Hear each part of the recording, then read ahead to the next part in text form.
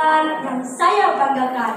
Assalamualaikum warahmatullahi wabarakatuh. Waalaikumsalam warahmatullahi wabarakatuh. Hai teman-teman, perkenalkan saya Rasya. Saya perwakilan dari SMP Negeri 1 Kota Cilegon. Sebelumnya saya mau berpantun dulu nih teman-teman. Mau dengar? Oke, dengarkan ya. Sayur nangka berkuah santan. Kuahnya pedas, banyak cabenya. Ada cerita dari daerah Banten, legenda Batu Kuwung namanya. Batu Kuwung merupakan wisata pemandian air panas yang terletak di daerah Padarincang, Provinsi Banten. Konon katanya airnya dapat menyembuhkan berbagai macam penyakit loh teman-teman. Tapi teman-teman tahu tidak asal-usul dibalik ceritanya? Saya di sini akan bercerita tentang legenda Batu Kuwung. Cerita ini ditulis kembali oleh Samsi Al-Risah pada masa pemerintahan Sultan Haji tahun 1683 sampai 1687 Masehi. Hiduplah seorang saudagar yang kaya raya yang tinggal di sebuah desa di daerah Banten. Teman-teman, tahu tidak? Hampir semua tanah pertanian menjadi miliknya. Yang di situ, di sana, di mana-mana. Sungguh luar biasa.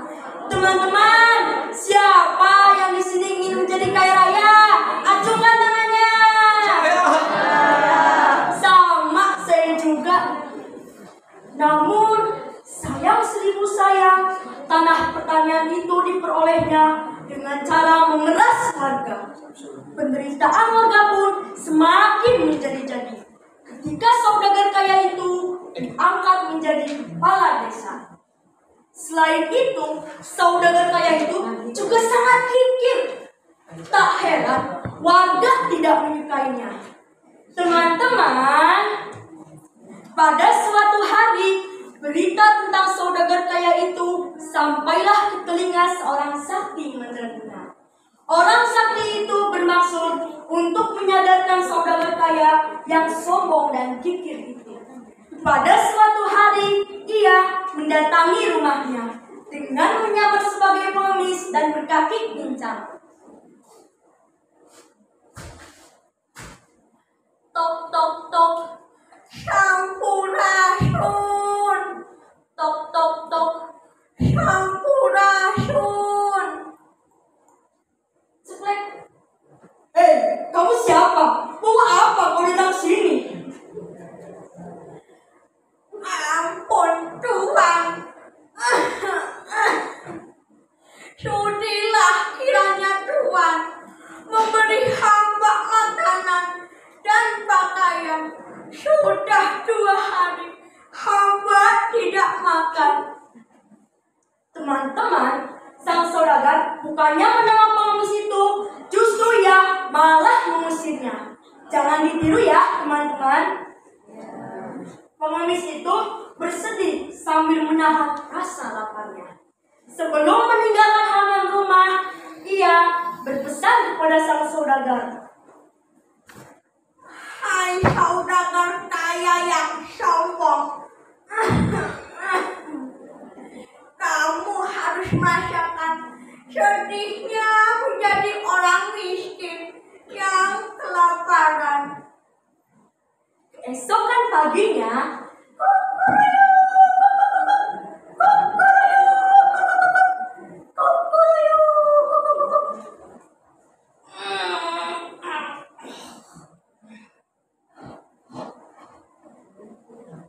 kakiku tidak bisa digerakkan.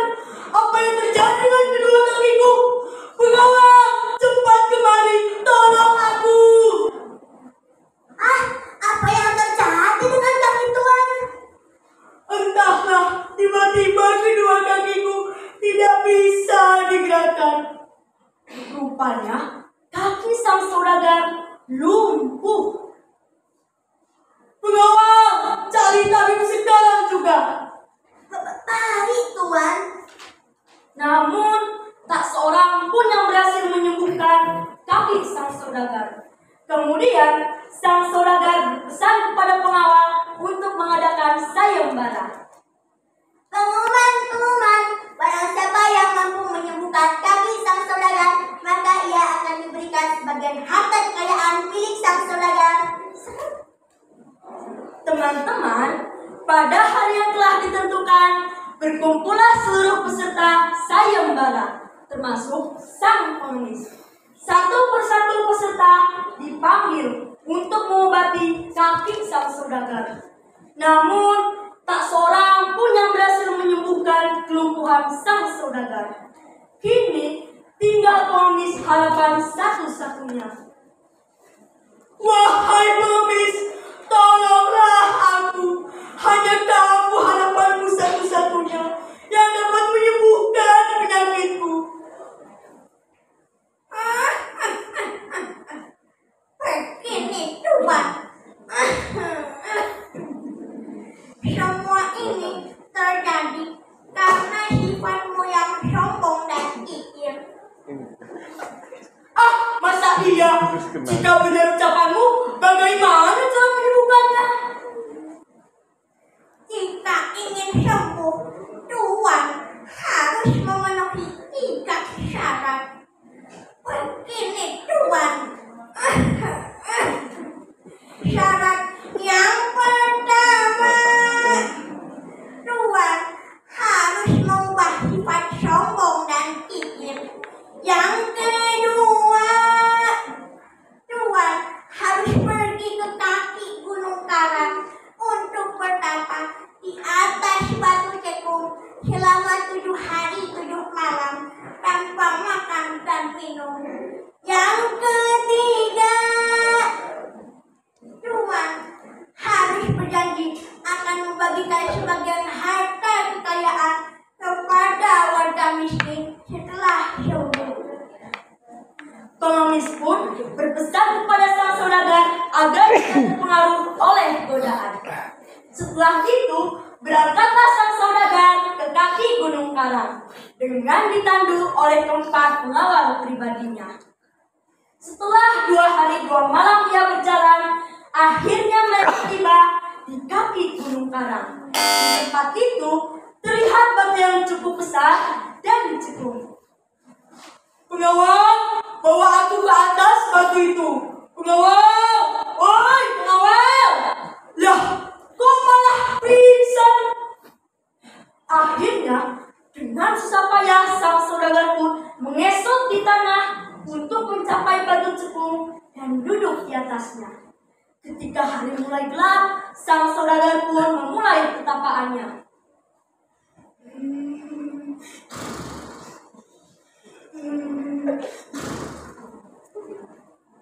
Setelah 7 hari 7 malam ia bertapa, keajaiban pun terjadi. Tiba-tiba ia melihat air panas menyembur keluar dari sela-sela batu cekung tempatnya duduk. Piur, piur, piur. Melihat peristiwa ajaib tersebut, sang saudagar pun mengakhiri pertapaannya dan segera mandi di kolam itu. Betapa terkejutnya ya, tiba-tiba ia merasakan darahnya mengalir di kedua kakinya. Kemudian kedua kakinya dapat digerakkan kembali. Wah, kakiku bisa digerakkan. Kakiku bisa digerakkan. Kakiku bisa digerakkan. Kakiku bisa digerakkan. Alhamdulillah, terima kasih Tuhan. Kau telah menyembuhkan kaki hamba. Sejak saat itu, ia dikenal sebagai orang kaya yang arif dan bijaksana, yang tentunya disukai oleh warganya.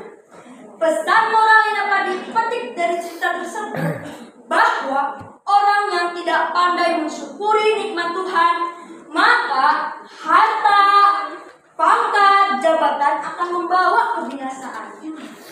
Sore-sore mengantau bulan, tak punya nikmat dimakan berempat. Meskipun pertemuan kita singkat, semoga ceritanya bermanfaat. Salam literasi, salam pustaka Indonesia. Jangan lupa baca buku ya teman-teman, supaya lebih pintar. Wassalamualaikum warahmatullahi wabarakatuh.